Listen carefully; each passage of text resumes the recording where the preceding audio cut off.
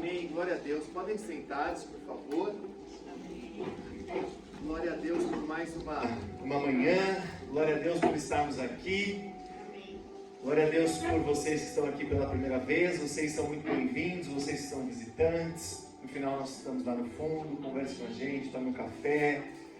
Você também na frente da sua cadeira tem aí um código QR que você pode ter acesso às informações da igreja. E a gente está sempre à disposição de todos vocês, os visitantes, os membros e aqueles que já estão vindo há mais tempo. Todos vocês são bem-vindos. Ontem nós tivemos o encontro dos homens. Quem estava aí? Levanta a mão. Bom, né? Foi bom? Com picanha e tudo, essa igreja abençoada, viu? Glória a Deus mesmo. Quem foi que saiu daí? Eu falei, meu irmão, você sair, chegar na sua casa e pedir para comer alguma coisa. Mas foi bom demais. E a gente está numa série, né? O verdadeiro evangelho. Obrigado, Mateus. O verdadeiro evangelho. É redundante, né? Porque a Bíblia é uma só, o evangelho está aqui, mas por outro lado, desde lá do início da Bíblia, desde Adão, depois a época do Egito, quando Deus através de Moisés libertou o povo, eles queriam voltar para o Egito, e depois foram lá nos juízes, eles adoravam outros deuses, e Deus mandava os juízes, e o povo de Deus, aonde nós estamos incluídos, Deus dá o caminho reto, e o tempo inteiro o povo quer sair, e quer ir para outro lado. Deus, de tempos em tempo, tem moveres especiais. A Bíblia está aí para todos nós lermos, discernirmos, mas muitas vezes Deus manda reformadores de séculos em séculos, de tempos em tempos, e aqui a gente fala do verdadeiro evangelho de uma forma muito racional, de uma forma muito bíblica, mas convido você também a racionalmente entender isso, porque nós vivemos uma época, e por isso que a gente fala do verdadeiro. O que é feito em outros lugares, Deus é quem sabe, mas a gente tem que olhar aqui pra gente. Então aqui a gente fala aqui da régua, do que é reto, mostrando o que é reto, o que é torto se revela. Então a gente sempre convida você a receber a palavra, a ouvir a palavra, a discernir a palavra, e vendo que a palavra é algo realmente uma comida pura, simples do Evangelho, não só a se alimentar, mas também a fazer parte dessa tão necessária movimentação da igreja hoje, de levar para fora o que é verdadeiro. Porque nós vivemos tempos, a palavra fala, tempos difíceis, né? Então nessa série a gente já entendeu que realmente existe um falso evangelho, né? Nós, se você não teve a oportunidade de ver, está na internet, a gente explica o porquê, né? Inclusive Jesus fala, né, sobre os falsos profetas. Então isso é nítido, patente, não é dedução, não é uma história que a gente cria, não é filosofia, é Jesus falando. Então a gente entendeu que existe um falso evangelho. Nós entendemos que Deus nos dá condições de avaliar e entender qual é o falso e qual é o verdadeiro, né? E no texto que a gente falou semana passada, a gente falou que uma das formas é através do fruto, como é que ele se manifesta, como é que acontece, e a gente viu algumas características deste verdadeiro evangelho. Entre elas, que nós vimos na semana passada rapidamente. Depois, se você quiser, tem detalhes lá, para a gente entrar já na palavra de hoje e fazer a leitura bíblica de hoje. Primeiro, o Evangelho ele é sobre vidas, ele não é sobre ganho. O Evangelho é sobre agradar a Deus, não é sobre agradar o próximo. O Evangelho é sobre não se conformar, é sobre confrontar, né? O Evangelho a gente acaba remando contra a maré. O Evangelho, às vezes, no início, ele não vai nos trazer resultados, mas o Evangelho tem para nosso amigo a longo prazo as bênçãos, o cuidado de Deus vem. O Evangelho é sobre libertar. O mundo quer nos prender de todas as formas, corpo, mente e alma. O Evangelho quer nos libertar. O Evangelho é sobre ter alegria, independente das circunstâncias. Então foi isso que nós falamos, e que no Evangelho Deus sempre nos possibilita uma forma de evangelizar. Então nós paramos nessa última qualidade do Evangelho, e hoje nós vamos continuar naquele mesmo texto de Atos capítulo 16, nós vamos ler do 26 ao 34 hoje, 8 versículos, e com base nesses 8 versículos nós vamos aplicar nas nossas vidas o que é um verdadeiro evangélico, e como é que ele faz efeito na minha vida, e como é que nós como igrejas podemos mudar o mundo, porque Jesus com 12 mudou. Jesus deixou para ele, e não entrando em debates teológicos, Jesus falou que coisa maior faríamos. A gente só precisa tomar posse do que a palavra fala e viver o verdadeiro evangelho, e ninguém segura a igreja de Cristo. Aliás, ela está aqui para saquear o inferno. A igreja não está para ficar bonita, rica e nem outras coisas materiais. Ela está para saquear o inferno. E nós somos abençoados também por ter esse privilégio. Vamos lá. Atos capítulo 16, do versículo 26 até o 34. Começa falando assim, a palavra de Deus. De repente sobreveio tamanho terremoto que sacudiu os alicerces da prisão. Todas as portas se abriram e as correntes de todos os presos se soltaram. O carcereiro despertou do sono e veio das portas da prisão, puxando a espada, ia se suicidar, pois pensou que os presos tinham fugido. Mas Paulo gritou bem alto: não faça mal algum a si mesmo, estamos todos aqui. Então o carcereiro, tendo pedido uma luz, entrou correndo e trêmulo, prostrou-se diante de Paulo e Silas. Depois, trazendo para fora eles, disse: Senhor, que devo fazer para que seja salvo? Eles responderam: creia no Senhor Jesus, e você será salvo, você e toda a sua casa. E pregaram a palavra de Deus ao carcereiro e a todos que faziam parte da casa dele. Naquela mesma hora da noite, cuidando deles, lavou-lhes as feridas dos açoites. Logo a seguir, ele e todos os membros da casa dele foram batizados. Então, levando-os para sua própria casa, deu-lhes de comer, e com todos os seus manifestava grande alegria por ter crido em Deus. Amém? Amém. Senhor, em nome de Jesus, que seja o seu poder, o seu espírito, não palavra de homem, Senhor, e que o que o Senhor quer que cada um entenda, Senhor, cumpra o seu propósito. Nós repreendemos toda seta do maligno, e que a tua plena vontade seja no coração individual e pessoal de cada um, em nome de Jesus. Amém. Amém. A palavra de Deus, ela é muito poderosa, né? Eles estavam, Paulo e Silas, ali no versículo anterior, o que a gente começou a ler, e eu no livro que nós lemos a semana passada, ele fala que eles estavam presos e eles estavam louvando ao Senhor e orando. E nesse momento, aí a partir de onde a gente leu aqui, versículo 26, fala que sobreveio, de repente veio um tamanho terremoto que abriu todas as portas da prisão e quebrou a corrente de todos que estavam lá. De repente, muitas vezes o verdadeiro evangelho, então para já a gente já pontuar e aplicar depois, o verdadeiro evangelho nos faz viver o sobrenatural. Nos faz viver o sobrenatural. Este é o verdadeiro evangelho. Sobreveio de repente tamanho terremoto. Quando nós vivemos o verdadeiro evangelho, nós precisamos persistir e continuar, porque muitas vezes nós não vemos nada, nós achamos que nós estamos orando, estamos louvando e não estamos vendo nada. E Paulo e Silas estavam orando, estavam louvando e nada, não apareceu nessa oportunidade nenhum anjo, não se tinha nada possível aos olhos, mas de repente sobreveio o tamanho terremoto, porque muitas vezes nós não estamos vendo, mas enquanto oramos e louvamos, Deus está trabalhando.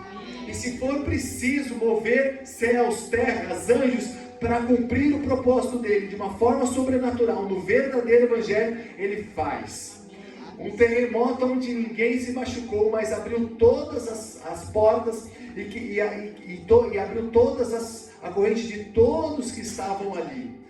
De todos todos. Ele não abriu a corrente de quem era bom, de quem era ruim, ficou fechada. Ele abriu de todos. Nós sabemos que Paulo e Silas estavam ali, e que diz o texto ali que observavam eles, e Deus abriu de todos. E o verdadeiro evangelho, ele está disponível para todos. Ele está disponível para mim, para você, para os nossos irmãos, para as pessoas que aqui não tem, mas às vezes tem pessoas que a gente não tem muita identidade, um vizinho que fala mal da gente, alguém do trabalho que fala mal. Ele está disposto até para quem a gente não gosta, para quem a gente não quer. E Jesus salva essas pessoas. Jesus salva quem fala mal do evangelho. Jesus, aqui tem pessoas que não suportavam crentes e hoje em dia estão aqui, cultuam com a gente. Esse evangelho é para todos.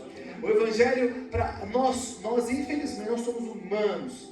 A gente luta para não fazer acepção de pessoas, mas a nossa humanidade, a carne grita. Mas o Espírito Santo de Deus e o verdadeiro evangelho, ele vem para todos. E ele abriu a corrente de todos. E para a gente, esse poder sobrenatural, quando a gente fala em quebrar, abriu as portas, tirou a corrente de todos. Essa aplicação na nossa vida desse sobrenatural. E hoje,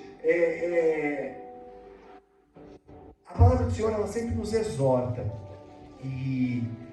E a gente falar em bênçãos e o evangelho muitas vezes uma comida tão sobremesa, tão chantilly, a bênção muitas vezes ela se torna suspeita. Mas hoje eu quero que você tenha fé. E quando a gente fala desse sobrenatural, que ele pode, nós vamos orar no final, quebrar correntes na sua vida, quebrar coisas que você há tempos tem sido preso, sabe? Em um vício, em um pecado, que Deus pode, hoje pode fazer esse sobrenatural, quebrar as correntes externas, aquelas onde você vê, quebrar as amarras, as nossas angústias internas, as nossas lutas internas, psicológicas, porque ele abriu fora da prisão, ele abriu as portas internamente, ele abriu as portas de quem estava com Paulo e Silas com as correntes no tronco, ele abriu as portas, quebrou as correntes, abriu as correntes de quem estava ali, de todos eles. Então esse sobrenatural que funciona e que liberta e que quebra correntes e que abre as portas, hoje está aqui, ele pode, e nós vamos orar para fazer diferença na nossa vida, para engrandecer o nome de Deus. No versículo 27, ele vai falar que nesse momento, era de madrugada, o carcereiro despertou do sono. Na primeira parte do versículo 27, ele fala que o carcereiro despertou do sono. O evangelho nos desperta e nos acorda para a realidade. A palavra muitas vezes fala que mesmo nós que somos crentes, dormimos, cochilamos, negligenciamos o evangelho, mas e também aquele que não é crente, o evangelho ele desperta para a verdade, desperta para a realidade. Jesus fala, eu sou o caminho, a verdade e a vida. E o carcereiro, ele estava ali dormindo, ele despertou para a realidade, como esse evangelho faz, ele desperta para o que é que Deus quer. Muitas vezes nós queremos coisas que Deus não quer na nossa vida. Por que nós queremos coisas que Deus não quer na nossa vida? Porque às vezes a gente nem pensa, porque às vezes é o que a sociedade impõe, porque às vezes é da maneira como a gente foi criado, porque às vezes é o que nossos pais falavam. E às vezes Deus não tem isso para a nossa vida. E muitas vezes Deus tem coisas para as nossas vidas que nós nem sabemos que são muito melhores do que aquelas que nós estamos buscando. Então o verdadeiro evangelho, ele nos faz parar, orar, ter o espiritual, mas também seu racional, falar, Senhor, me revela, eu estou buscando este caminho, consultar ao Senhor. Insistidamente a palavra fala no Antigo Testamento, que os profetas, os homens de Deus, iam e consultavam a Deus. É isso que o Senhor tem, para onde eu vou, o que faço. E a gente não pode ir simplesmente no fluxo da vida. A gente tem que orar pelos outros, interceder, como o Enzo falou aqui. Mas tem momentos que a gente tem que ajoelhar e falar, Senhor, desperta, me desperta, abre meus olhos. Eu estou querendo o que o Senhor quer. E talvez Ele tenha algo até melhor.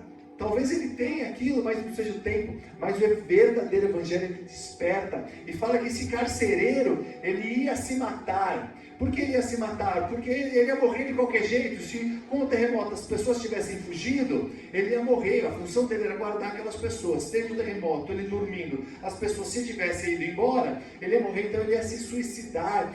Só que o evangelho não é um evangelho de morte. O evangelho, ele traz vida para a gente. O Evangelho é vida, o Evangelho é vida e vida em abundância, não como aplicação teológica de vitória, de que você vai ser bem sucedido, de que você vai ser o melhor profissional da sua vida, de que você vai ter o maior número de clientes, que seu comércio vai virar uma franquia, que você vai ser o cara. Não, é promessa de vida, primeiro, de vida eterna no céu. Segunda, de vida abundante na terra, sim, mas de acordo com os planos de Deus, e Ele nos dá vida, Ele nos dá vida em abundância. E no versículo 28, quando Paulo viu que o carcereiro ia se matar, ele falou: não faça isso, não faça isso, nós estamos todos aqui, todos. O verdadeiro evangelho, eles podiam ter fugido, eles podiam ter não só Paulo e Sila, como os outros prisioneiros. O verdadeiro evangelho é um evangelho, tantas aplicações nessa passagem. Primeiro, um evangelho de verdade, um evangelho que faz as coisas certas. O evangelho de verdade, o evangelho de amor, o evangelho piedoso, o evangelho amoroso. O Deus mandou o terremoto, mas ainda assim eles não saíram correndo. Se eles saíssem correndo, eles seriam fugitivos. Eles sabiam que Deus tinha um propósito, ficaram ali confiantes na palavra de Deus, esperando a ação de Deus. Então Paulo falou para o carcereiro: não se mate, nós estamos todos aqui, não faça isso, né? Paulo, naquele momento onde as portas se abriram e ele poderia ter a liberdade, eles tinham apanhado há pouco tempo, eles tinham sido açoitados ali na noite anterior. Não, ele continuou confiante, sabendo que Deus estava ali, que Deus ia agir, que Deus ia fazer. Então o verdadeiro evangelho é um evangelho de amor com o próximo, um evangelho piedoso. Se o carcereiro se matasse, era entre aspas, uma dificuldade a menos para eles, mas Paulo se preocupou com aquela pessoa foi salva por Jesus através da vida de Paulo. E quantas pessoas podem ser salvas através da nossa vida, que estão numa vida de morte lá fora, e Deus nos dá essa oportunidade. No versículo 29 fala que então o carcereiro pegou uma luz e entrou. Ele pegou, imagina o ambiente, um terremoto, ele acorda assustado, tenta se matar. Paulo fala para ele se matar, então ele pega uma luz e entra para dentro. E aí a gente aplica na nossa vida que o evangelho é a luz.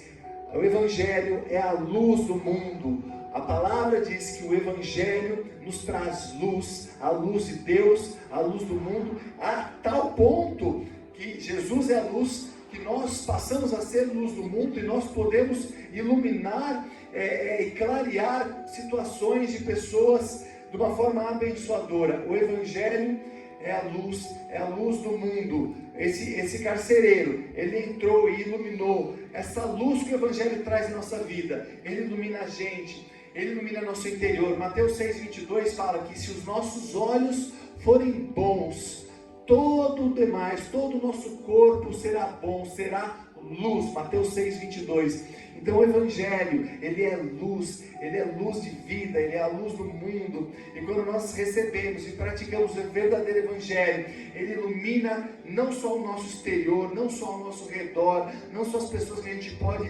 estar do lado e abençoar, mas ele ilumina o nosso interior, as nossas trevas interiores, as nossas disputas, angústias, mazelas que estão no coração, que só a gente sabe, os nossos vícios, pecados ocultos, porque o verdadeiro evangelho, ele é individual e pessoal pela salvação, e as nossas lutas são aquelas lutas que só nós sabemos quando deitamos no travesseiro e quando nós pedimos a Deus: Senhor, me dê força para mudar. Mas o evangelho, ele dá esse poder. O evangelho, como fala no versículo 29, ele traz a luz. No versículo 30, diz que o carcereiro tira eles para fora e pergunta: como eu faço para ser salvo? Então, versículo 30, o carcereiro fala para eles: como faço para ser salvo? O verdadeiro evangelho é resposta, e o verdadeiro evangelho é a única resposta.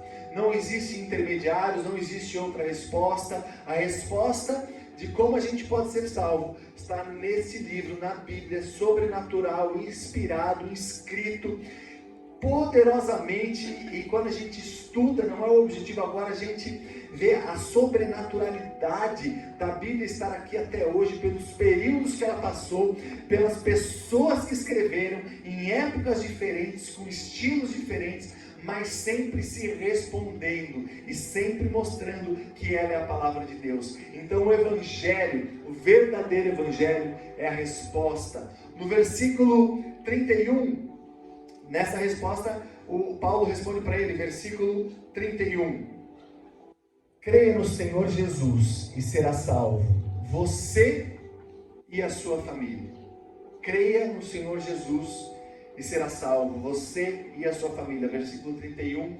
O Evangelho, ele transborda. O Evangelho vai além do que a gente imagina. O Evangelho, o verdadeiro Evangelho, o Evangelho espiritual, o Evangelho puro, simples, de aplicação na nossa vida, como mostra aqui no versículo. Não só você será salvo crendo no Senhor Jesus, será salvo você e a sua família.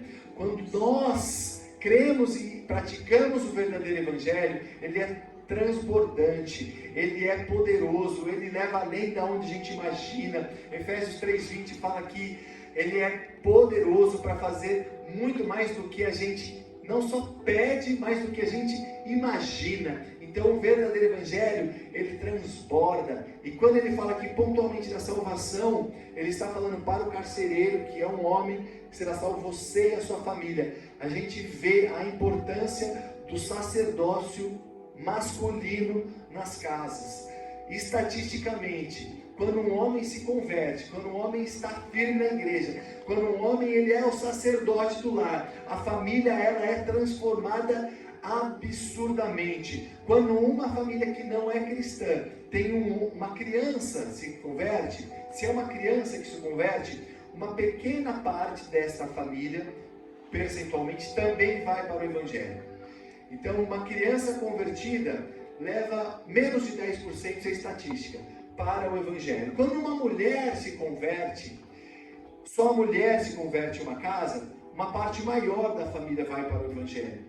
Mas quando um homem se converte, quando um homem passa a exercer o sacerdócio, é mais de 90% das famílias inteiras vão para o Evangelho.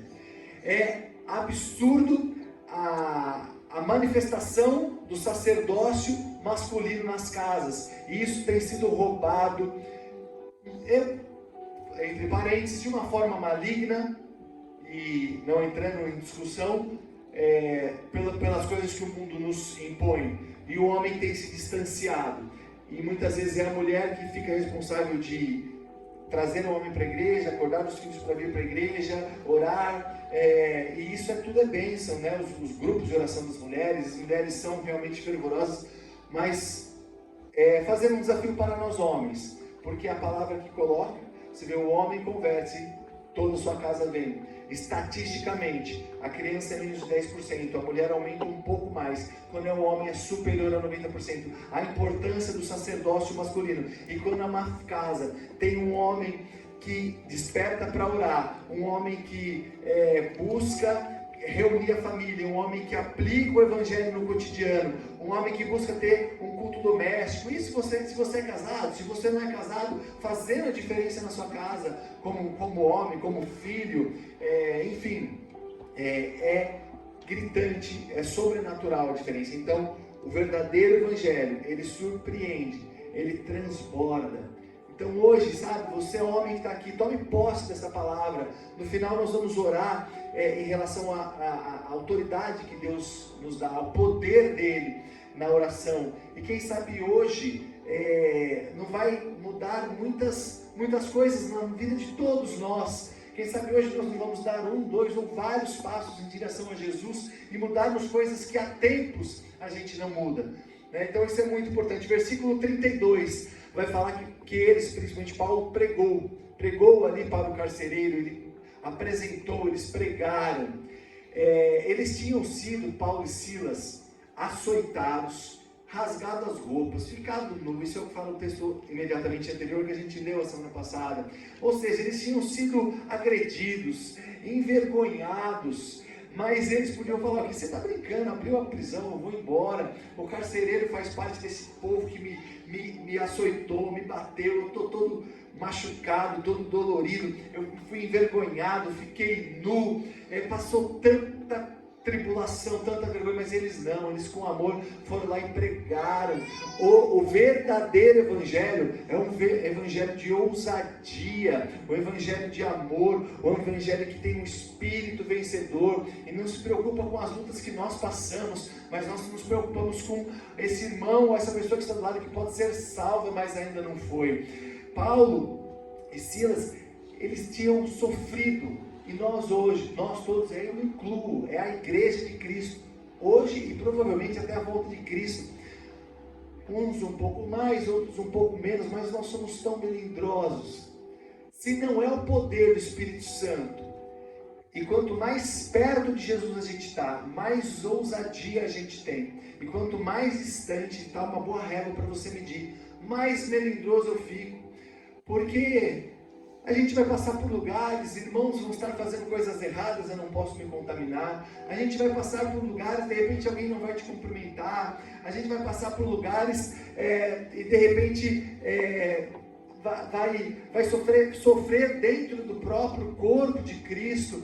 Mas a gente tem que continuar. O nosso sofrimento, ele não pode ser desculpa, porque a gente está sem a saúde, porque a gente está passando uma dificuldade financeira, Deus não nos deixou de amar, não é por isso que a gente tem que deixar de amar o próximo, de orar pelo próximo, de se alegrar com o próximo, e isso é sobrenatural, porque quando a gente está bem, é fácil a gente querer o bem do outro, mas quando a gente não está legal, quando a gente está precisando de saúde, quando a gente está precisando de uma reconstrução familiar, ou de uma solução na área financeira, e ver pessoas prosperando, famílias alegres, é difícil, mas o Evangelho lhe dá esse poder. Isso é sobrenatural, e o verdadeiro Evangelho nos dá essa ousadia. Então, Deus, no verdadeiro Evangelho, através do Espírito Santo, nos coloca tantas qualidades, tantas que nós já vimos a semana passada, as que nós vimos hoje, né? É o sobrenatural,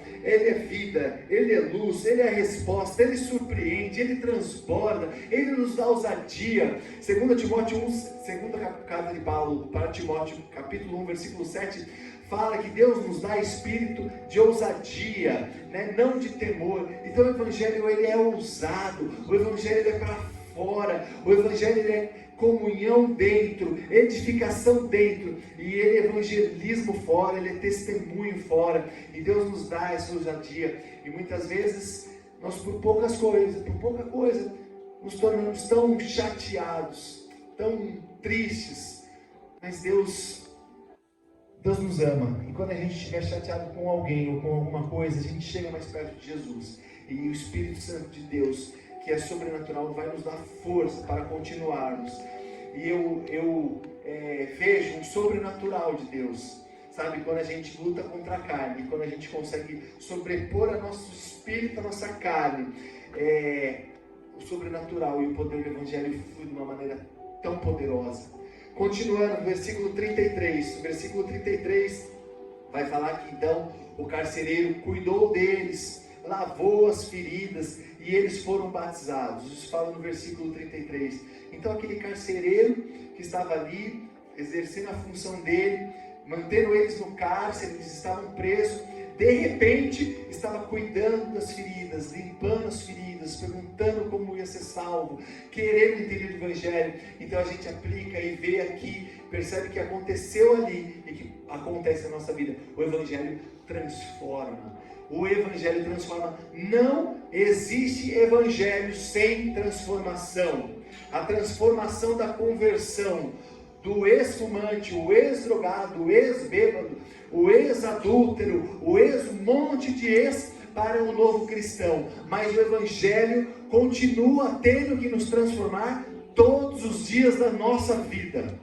Todos os dias da nossa vida tem que sair o ex-crente que não lia a Bíblia, o ex-crente que orava pouco, ele nos dá esse poder, ele nos transforma, a nossa carne racional e fisicamente, e humanamente, espiritualmente, emocionalmente, ela quer conforto, mas o sobrenatural é a gente falar, não, eu não vou me conformar, eu quero me transformar, eu quero hoje estar mais perto de Deus, e a gente quer ver milagres. A Bíblia fala, não sou eu, nós vamos ver, é só fazer isso. Por isso que eu oro aqui, nós vamos orar no final. Eu tenho ousadia de Deus, em nome de Jesus, porque a minha oração não vale nada se não for Deus. E eu creio que não só eu, como várias outras pessoas aqui, tanto pessoas mais velhas quanto jovens, que a gente vê jovens jejuando, buscando, clamando. A gente já tem visto muitos milagres. Aliás, eu vou aproveitar agora e falar, meu Deus, é tanto testemunho que chega pra gente, é testemunho de dinheiro, é testemunho de cura. Pessoal, fala aí, manda esses testemunhos pra gente, se ele tiver vergonha, mas é tanta coisa boa, de cura, que acontece. Compartilha com a gente, pra gente poder compartilhar com a igreja também, né? E esse evangelho, ele transforma e ele é poder. No versículo 34, vai falar que esse carcereiro não só cuidou deles, mas como pegou eles e levou ele para a casa deles, pôs na mesa deles, comeu com eles e se alegraram. O verdadeiro evangelho, ele gera não só intimidade em comunhão, nós vamos falar isso em uma outra parte, mas ele gera confiança.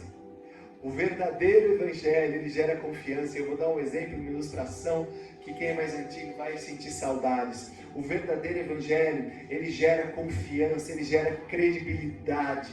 Na época que eu era pequeno, o cara falava que era crente, que era evangélico, que era na igreja. Você dava emprego, você dava o carro, você dava trabalho, você dava a chave. Meu, você falava, esse cara... Minha mãe não era convertida na época, e ela... A pessoa, quando falava que era crente, ela gerava aí logo uma intimidade, uma credibilidade, uma confiança. O evangelho deve gerar isso. Hoje em dia, irmãos, olha, a gente precisa fazer a diferença, porque às vezes dá uma vergonha. Olha, então a gente não pode se medir pelos outros, a gente não pode saber o que vão fazer lá fora, mas a gente pode saber o que a gente, primeiro por nós. Eu tenho que fazer a diferença. Eu tenho que ser um crente que o vizinho me olha e fala, esse crente, se eu precisar deixar a chave da casa, eu deixo com ele. Se eu precisar de alguém para cuidar da minha filha, eu deixo com ele. A gente tem que ser esse crente que tem credibilidade, e isso só vai vir vivendo um verdadeiro evangelho. É natural porque as pessoas percebem, mas é o Espírito Santo de Deus que testifica na alma, no espírito das pessoas. Esse cara é crente. E você que está aqui, você é crente. Você tem esse discernimento de espírito, de quando você fala, esse cara é crente. Por quê? Porque é o Espírito Santo que dá isso. Mas ele gera credibilidade, ele gera confiança. Para encerrar, antes de orar, o Evangelho, o verdadeiro Evangelho, ele não é a nossa vontade. Ele é a vontade de Deus. E esses dias eu estava com a Isadora. É bom ter filho que a gente dá um exemplo, passa vergonha junto, né? Eu estava com a Isadora. Eu pedi para ela, você podia falar. É simples, mas para vocês entenderem o poder, o amor de Deus por nós e a questão da confiança, da nossa fé. Nós estávamos num lugar e a gente ia comprar algumas coisas para casa e tinham dois tipos, né, do que a gente ia comprar. Um era mais barato e o outro era 3 vezes o preço. Mas o mais caro era R$20, também não era nada fora da realidade. Mas era tão parecido que eu falei, poxa, eu vou pegar o mais barato. Uma análise racional. E aí você falou, pai, eu acho que é melhor pegar esse daqui, mas você que sabe. Eu gosto muito mais desse daqui, mas você que sabe. Ou seja, você decide. E aquilo entrou no meu coração, eu falei, meu Deus, né? Quantas vezes a gente ora para Deus e a gente quer... Deus sabe o que é melhor pra gente, Deus sabe, Deus pode dar tudo pra gente, Deus é dono do ouro, da prata, mas quantas vezes a gente precisa falar, Deus, eu quero esse, mas você é quem sabe. E de repente Ele vai nos dar o melhor, de repente o melhor pra gente é realmente aquele, mas a gente ter essa confiança, essa certeza, porque Deus, Ele quer o nosso coração. Ele quer a certeza, a convicção de que se Ele der uma coisa ou outra, o nosso coração é dele. Se Ele nos curar ou não nos curar, o nosso coração continua sendo dele. Se amanhã eu não estiver mais aqui e acontecer alguma coisa, a Tamara tem que saber, Deus continua sendo Deus. porque Ele continua. A gente só admite e de fato Ele vai continuar sendo. É só nosso coração que vai admitir ou não. Então que Deus seja sempre a nossa prioridade.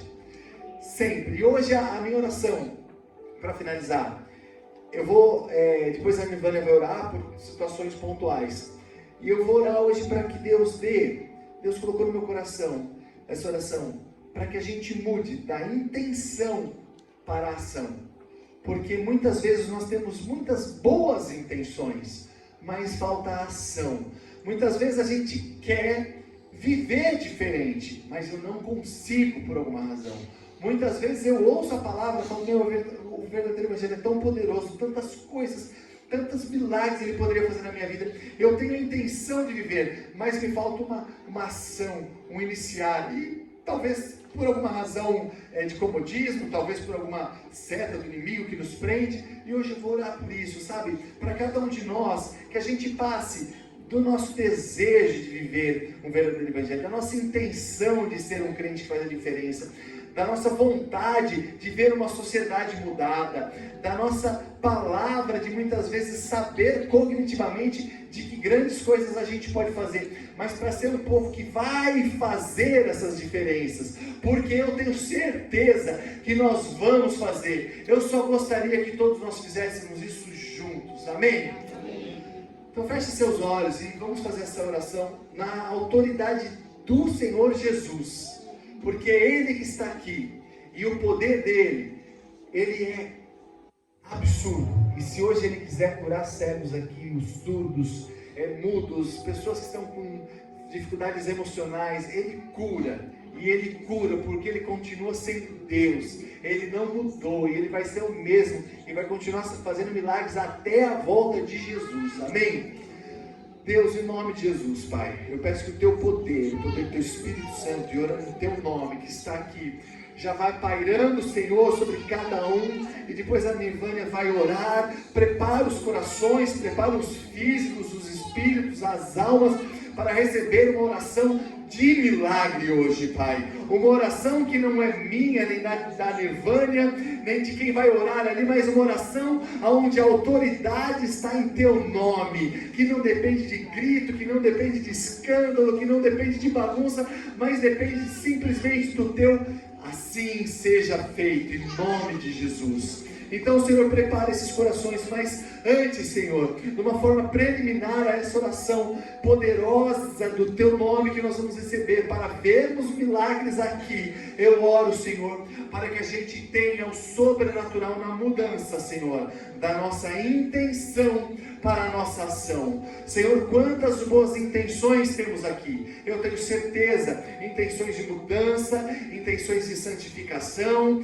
intenções de libertação de pecados, intenções de evangelização, intenções, tantas boas intenções, Pai, mas que essas intenções hoje, sobrenaturalmente, pelo poder do Teu Espírito Santo, mudem de intenção para a ação, Deus, em nome de Jesus. Que a partir de hoje, pessoas que tenham a intenção de estar mais perto do Senhor, de orar mais, de ler mais a Bíblia, de jejuar, recebam sobrenaturalmente, Senhor, essa vontade, esse poder, e isso mude na vida, seja, Senhor, um ato efetivo, Senhor, isso em todas as áreas, Pai. Talvez até na área material, uma intenção de um novo estudo, uma intenção de uma mudança de carreira, que, Senhor, o Senhor dê ousadia, Pai, de se tornar ação. Em nome de Jesus, Pai, e em especial, que as intenções do nosso coração, de libertação de pecados, Senhor, se tornem ações, porque isso é o que o Senhor espera da gente. Nós somos salvos pela graça,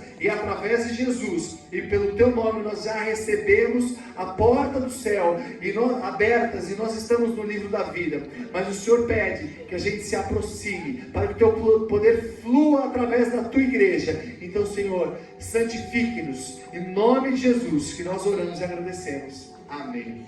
Amém. Glória a Deus. Amém. Glória a Deus.